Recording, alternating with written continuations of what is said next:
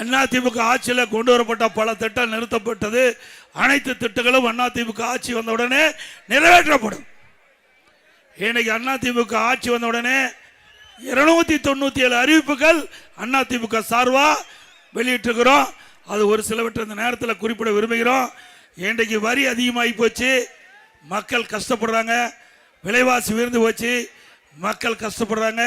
அதிலிருந்து மீட்டெடுக்கின்ற விதமாக எல்லா குடும்ப அட்டைக்கும் 10,000 ரூபாய் சிறப்பு உதவித்தொகை வங்கியிலே செலுத்தப்படும். அனைத்து குடும்ப அட்டையில் உள்ள குடும்ப தலைவிக்கு மாதந்தோறும் 2,000 ரூபாய் வங்கி கணக்கிலே செலுத்தப்படும்.